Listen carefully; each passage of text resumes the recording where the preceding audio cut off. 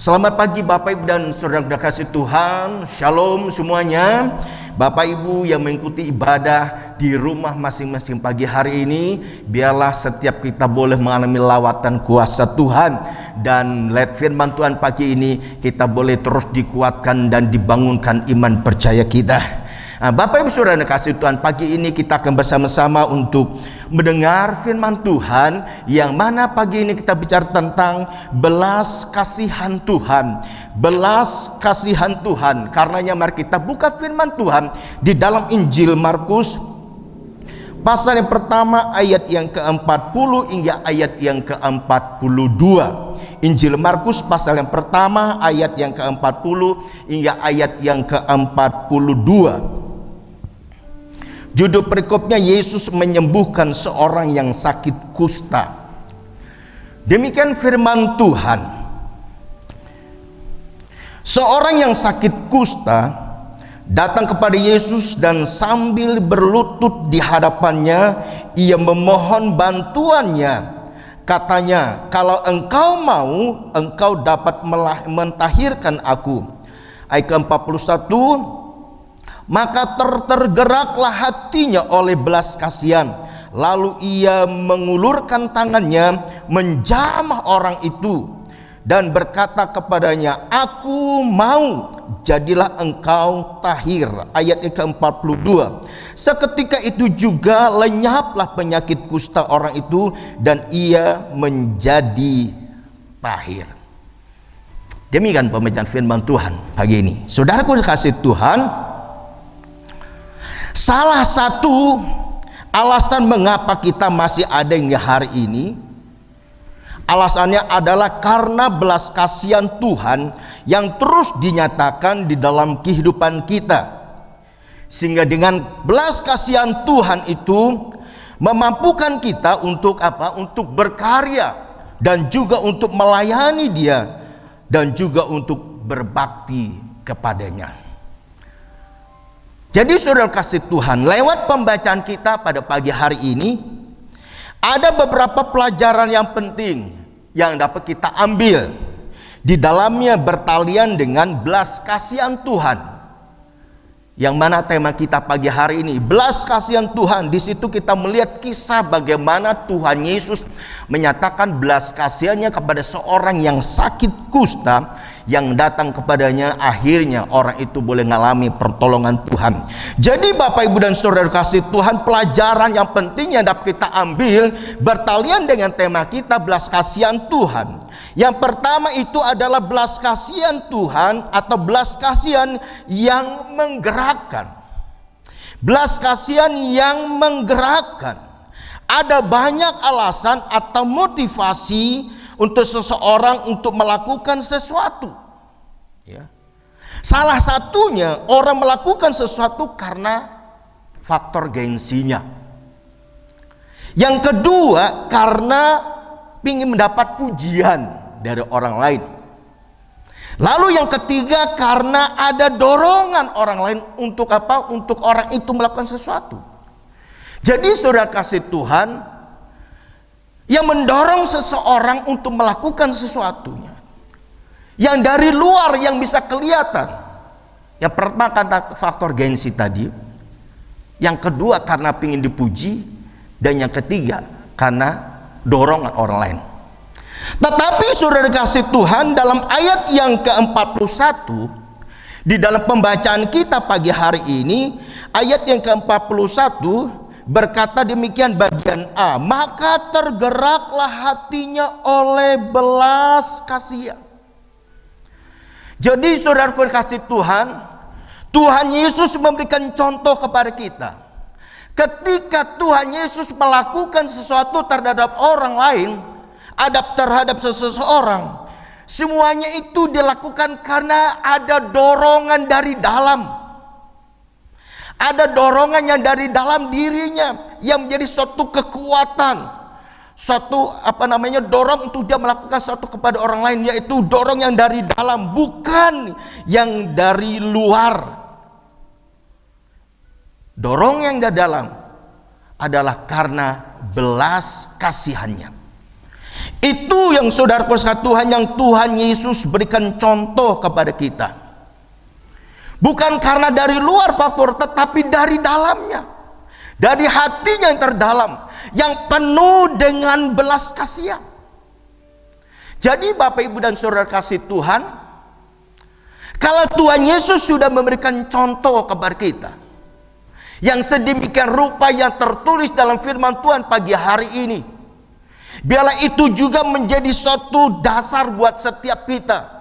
Ketika kita melakukan sesuatu kepada orang lain, atau untuk landasan bagi kita ketika kita melakukan entah itu pelayanan ataupun melakukan sesuatu buat orang lain, biarlah itu karena dorongan dari dalam yang mendorong kita, yang menjadi suatu kekuatan buat kita, supaya apa yang kita lakukan itu boleh menjadi berkat. Amin.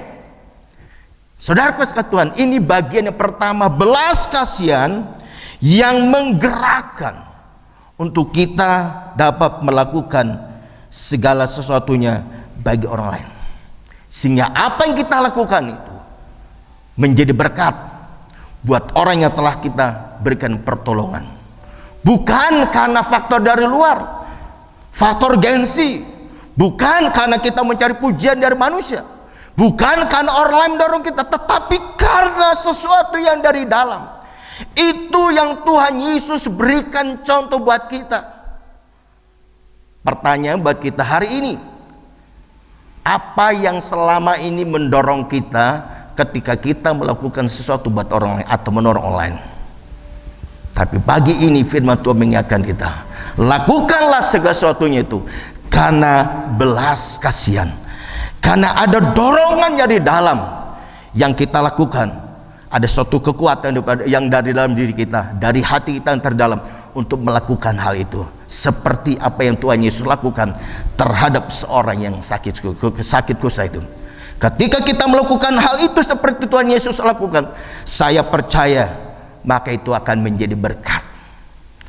Jadi Bapak Ibu dan Saudara kasih Tuhan, ini pelajaran yang penting bagi pertama, bertalian dengan belas kasihan Tuhan. Mengacu kepada Injil Markus pasal yang pertama, ayat yang ke-40. Ayat yang ke-41 bagian A. Jadi saudara kasih Tuhan, kita masuk untuk bagian yang kedua. Belas kasihan Tuhan, pelajaran yang kedua, belas kasihan Tuhan itu adalah mendorong kita untuk apa? Melakukan pelayanan yang disertai dengan sentuhan. Belas kasihan Tuhan mendorong kita untuk melakukan pelayanan dengan sentuhan. Tuhan Yesus berkata di dalam ayat ini, Tuhan Yesus lakukan di dalam ayat yang ke-41 bagian B, di situ dikatakan demikian, lalu ia mengulurkan tangannya, menjamah orang itu dan berkata kepadanya, aku mau, jadilah engkau tahir, atau jadilah engkau sembuh. Orang yang sakit kusta itu dijamah Tuhan, karena Tuhan Yesus tergerak oleh belas kasihan dan menjamah orang itu. Akhirnya orang itu boleh mengalami kesembuhan. Saudara kasih Tuhan, di situ dikatakan belas kasihan membuat Yesus mengulurkan tangannya dan menjamah seorang sakit kusta itu. Dan saya percaya seorang yang sakit kusta ini, karena orang sakit kusta ini, menurut adat orang Yahudi, orang yang sakit kusta itu tidak boleh bergaul dengan siapapun, dan ia diasingkan dan tidak boleh berinteraksi dengan orang banyak. Yang mungkin tidak ubahnya seperti kondisi sekarang, kita harus jaga jarak, ya. Tetapi orang yang sakit kusta ini lebih parah lagi, dia diasingkan, dijauhkan dari orang banyak. Ketika dia mau pergi, dia harus berkata najis, najis. Tetapi di situ tadi katakan orang yang sakit kusta itu datang kepada Tuhan. Dan situ dikatakan Tuhan mengulurkan tangannya dan menjamah orang itu. Akhirnya apa saudaraku kata itu yang saudaraku dikasih Tuhan yang terjadi? Orang yang sakit kusta itu boleh mengalami mujizat dan kesembuhan. Kenapa? Karena ada tangan Tuhan yang terulur menjamah dia dengan tangan kasih Tuhan yang sedemikian rupa. Dia menyatakan belas kasihan sehingga orang yang sakit kusta boleh mengalami sesuatu yang dahsyat, apa yang diharapkan, dia disembuhkan. Hari-hari ini saudara kasih Tuhan, beban yang berat yang menimpa engkau, yang kau hadapi hari-hari ini dalam keluargamu, dalam pekerjaanmu, dalam studimu dan sebagainya, dan pelayananmu dan sebagainya. Mungkin kau berkata, aku tidak mampu, aku tidak sanggup. Masih ada tangan Tuhan yang terulur bagi kita, dan dia siap untuk menjamah saudara, dan dia siap untuk menopang saudara, dan dia siap untuk menyatakan keajaibannya bagi kita. Oleh karena itu saudara kasih Tuhan, apapun yang kau hadapi hari-hari ini, mari kita belajar seperti seorang yang sakit kusta tadi. Dia datang, dia minta belas kasihan Tuhan Yesus. Kalau engkau mau, engkau pasti dapat menyembuhkan aku. Karena Tuhan Yesus memiliki belas kasihan sehingga dia punya gerakan untuk melakukan itu, dan tangannya terulur sehingga orang yang sakit kusta itu boleh mendapatkan pertolongan Tuhan. Hari-hari ini saudara kasih Tuhan, bila mujizat Tuhan juga terjadi di kehidupanmu. Ada pertolongan Tuhan, ada tangan Tuhan yang kuat menopang engkau. Jangan engkau lari dari hadapan Tuhan, tapi datanglah kepada Tuhan, agar apa? Kuasa Tuhan, pertolongan Tuhan menjadi nyata di dalam kehidupan setiap kita. Pengalaman dalam pelayanan saya yang selama berapa tahun di tempat ini, suatu ketika saya datang ke rumah sakit karena ada beberapa jemaat Tuhan yang mengalami karena sakit, karena sakit gula, akhirnya organ tubuhnya banyak yang boleh dikatakan yang sudah rusak, bahkan sudah bau, ya. Bahkan rumah sakit pun sudah mengasingkan orang ini dari ruangan yang biasanya banyak teman-temannya, dan dia diasingkan suatu ruang yang cukup jauh. Satu pergumulan dalam diri saya, karena itu jemaat, dan itu jemaat yang mula-mula di Gunung Padang Purbalingga. Akhirnya waktu saya datang ke situ, orang lain menjauhkan dari ruang itu, dan saya masuk ke ruang itu, dan ruang itu baunya minta ampun, bau busuk. Sampai pada waktu saya masuk ruang itu, ketemu dengan anaknya, dan saya menahan untuk bernafas dalam beberapa saat, dan saya masuk ke ruang itu. Akhirnya saya mendoakan. Saudara kasih Tuhan, kalau bukan belas kasihan Tuhan yang menggerakkan kita untuk melakukan itu tidak mudah. Akhirnya saya masuk dan saya berdoa. Setelah saya berdoa, akhirnya saya pamit. Beberapa hari kemudian saya mendengar jemaat yang sakit ini, yang dirawat di salah satu rumah sakit Purbalingga, akhirnya dipanggil Tuhan. Tetapi saya bersyukur saya bisa melayani, dan saya bisa masuk ke situ, dan saya bisa berdoa. Bapak Ibu dan Saudara yang dikasih Tuhan, semuanya itu saya lakukan karena memang ada belas kasihan daripada Tuhan yang mendorong saya untuk masuk ke situ. Dan saya harus berdoa sekalipun ruangan itu memang sudah bau busuk. Saudara kasih Tuhan, kalau seorang sakit kusta saja ditolong Tuhan, saya percaya setiap kita pun pasti akan mengalami pertolongan Tuhan. Tapi lakukan semuanya itu karena belas kasihan Tuhan. Jadi Bapak dan Saudara kasih Tuhan, jadi pada waktu saya setelah selesai berdoa, sekalipun hasilnya tidak seperti yang saya harapkan, saya ingin sembuh jemaat yang sakit karena gula ini, tapi kenyataan rencana Tuhan lain. Jadi panggil Tuhan, Tapi saya bersyukur, kenapa? Karena saya bisa melayani sampai pada akhirnya dia panggil Tuhan, ia tetap percaya kepada Tuhan. Bapak Ibu dan Saudara kasih Tuhan, ini hal yang kedua atau pelajaran penting yang kedua yang dapat kita peroleh lewat apa yang kita baca dalam Injil Markus pasal yang pasal yang pertama ayat ke-40 hingga ayat yang ke-42. Kemudian kita akan masuk di bagian yang ketiga. Pelajaran penting yang ketiga, belas kasihan Tuhan yang mendatangkan kuasa Tuhan.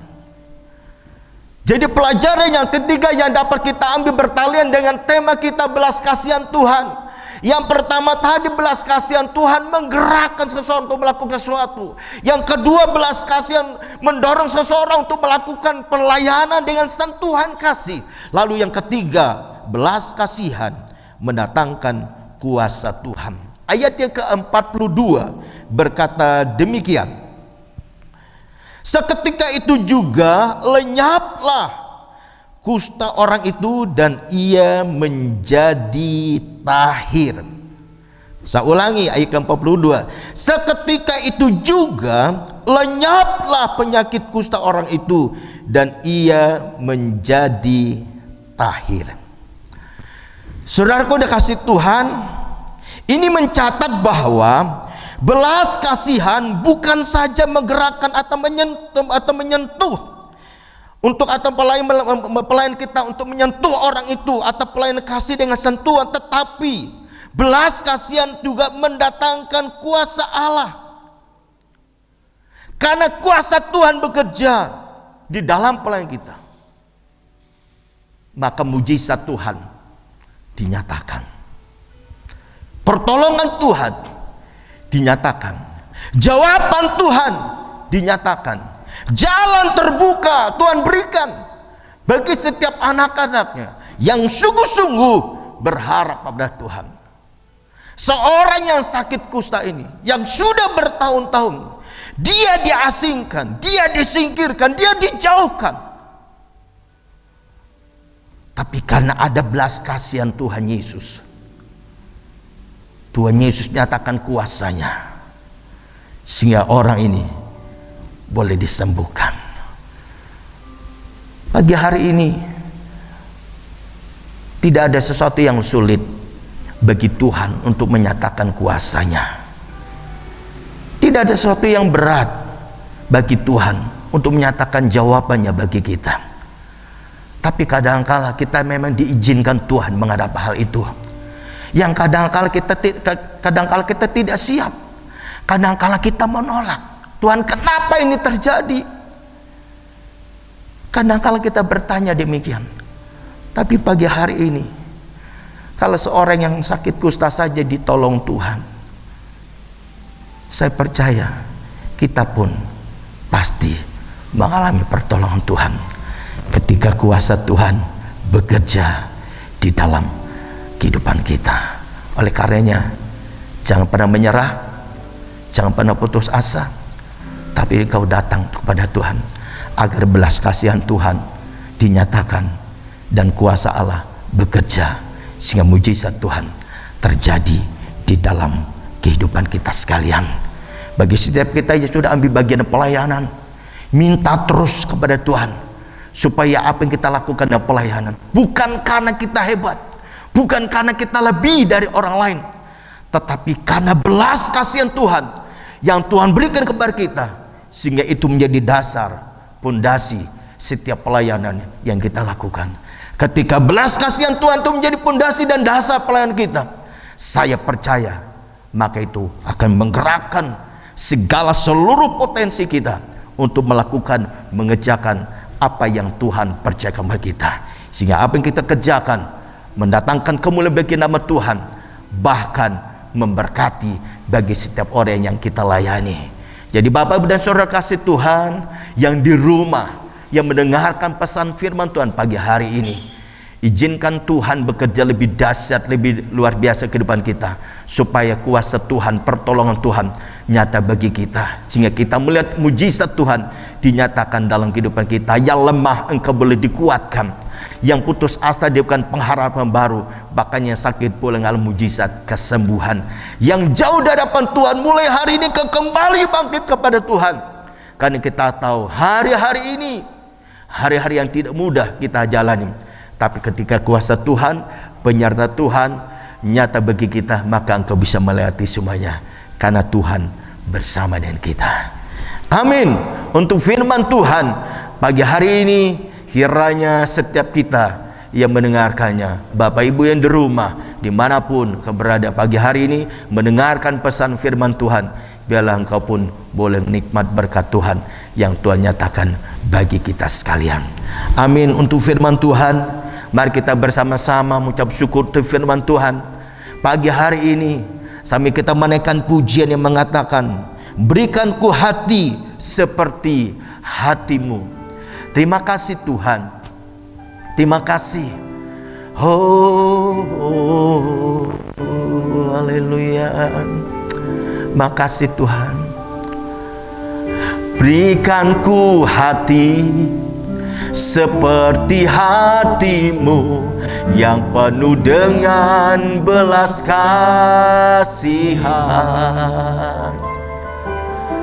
Berikanku mata seperti matamu, memandang tuaian di sekelilingku. Berikanku tanganmu untuk melakukan tugasmu. Berikanku kakimu melangkah dalam rencanamu.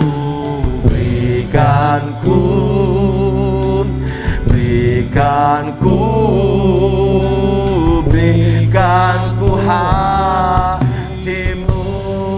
Katakan dari awal, terima kasih Tuhan.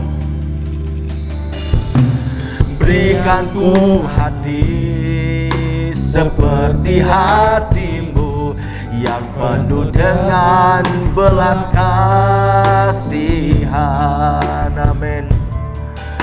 Berikanku mata seperti matamu, memandang tuaian di sekelilingku. Berikanku tanganmu untuk melakukan tugasmu. Berikanku kakimu melangkah dalam rencanamu.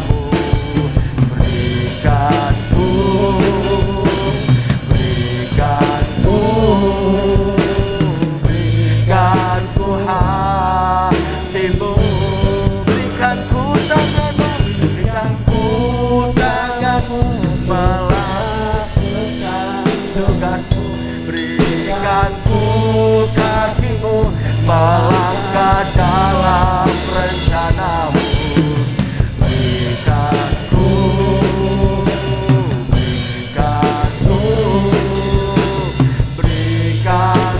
Hatimu, berikanku hatimu. Berikanku hatimu.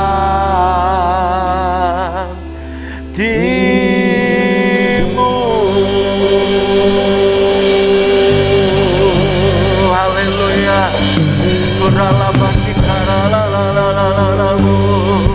Mari sembah Tuhan. Haleluya. Terima kasih Tuhan. Terima kasih Yesus, buat belas kasihan-Mu, buat kasih-Mu, buat kebaikan-Mu Tuhan. Haleluya. Haleluya. Terima kasih Tuhan. Mari sembah Dia. Haleluya. Izinkan kuasa-Nya melawat setiap kita. Haleluya. Yesus. Haleluya.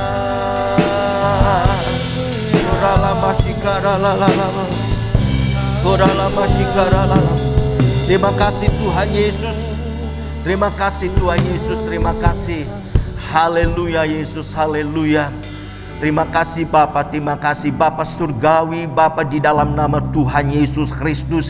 Bapa, pagi hari ini kami bersyukur dan terima kasih untuk pesan firman-Mu pagi ini yang berbicara tentang belas kasihan Tuhan. Belas kasihan Tuhan mendorong seseorang untuk melakukan sesuatu. Bahkan belas kasihan Tuhan mendorong kami untuk melakukan segala tugas pelayanan kami disertai dengan sentuhan kasih. Bahkan belas kasihan Tuhan menghadirkan kuasa Tuhan sehingga terjadi mujizat Tuhan.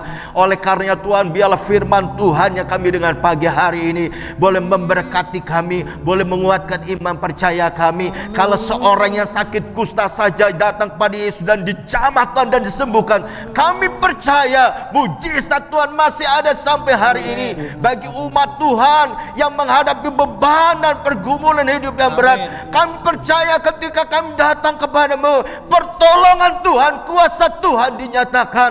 Engkau yang lemah dikuatkan, engkau yang putus asa diberikan pengharapan yang baru. Bahkan menghadapi jalan buntu, Tuhan selalu punya cara untuk membuka jalan di dalam hidupmu, dalam pekerjaanmu, tapi dalam kehidupan rohanimu dan pelayananmu. Terima kasih Bapa, terima kasih, terpujilah namamu. Setiap keluarga Tuhan, keluarga anak Tuhan yang mendengar firman Tuhan pagi ini di rumah masing-masing, kuasa Tuhan bekerja melawat mereka semuanya. Terima kasih Bapa, terima kasih, terpuji-pujilah namamu. Di dalam nama Tuhan Yesus Kristus kami sudah berdoa mengucap syukur untuk firman-Mu pagi ini. Haleluya, haleluya. Terima kasih Bapa, kami bersyukur untuk pimpinan Tuhan dalam ibadah kami pagi hari ini. Dari awal pertengahan sampai di penghujung ibadah kami, biarlah yang kami lakukan dalam ibadah ini, namamu dipermuliakan, namamu yang ditinggikan, namamu yang diagungkan. Bahkan setiap hamba-hambamu yang sudah ambil bagian dalam pelayanan hari ini, hikmatmu dan kuasamu, urapanmu turun atas setiap kami, supaya kami boleh terus dilengkapi, supaya di hari akan datang kami dapat melakukan, mengerjakan tugas pelayanan kami dengan lebih baik lagi karena kuasa Tuhan bekerja atas kami. Terima kasih Tuhan Yesus, terima kasih. Kami tidak lupa berdoa, menyerahkan seluruh sidang jemaat Tuhan ke Gunung Padang ke dalam tangan kasih-Mu 5 generasi supaya tetap setia di dalam mengiring Engkau. Terima kasih Tuhan, terima kasih. Ini doa kami dan bersyukur dan terima kasih. Kami kembalikan puji syukur hormat kemuliaan bagi namamu. Di dalam nama Tuhan Yesus Kristus kami berdoa. Haleluya. Sebentar akan berpisah saudara lain, seperti Tuhan menuntun kami yang kami berangkat demikian pada waktu kami pulang, penyertaan Tuhan sempurna bagi setiap kami semuanya. Mari Bapak dan Saudara kasih Tuhan, angkat tanganmu dan kita terima berkat kepada Tuhan lewat ibadah kita pagi hari ini. Tuhan memberkati engkau dan melindungi engkau. Tuhan menyinari engkau dengan wajahnya dan memberi engkau kasih karunia. Tuhan menghadapkan wajahnya kepadamu dan memberi engkau damai sejahtera. Sekarang saudara kasih Tuhan, terimalah berkat dari Allah Bapa, kasih sayang di dalam Tuhan kita Yesus Kristus, serta persekutuan yang kuat kuasa Roh Kudus menyertai kita sekalian mulai saat ini sampai Maranatha. Yang percaya diberkati Tuhan, kita berkata bersama-sama amin. Tuhan Yesus memberkati kita sekalian.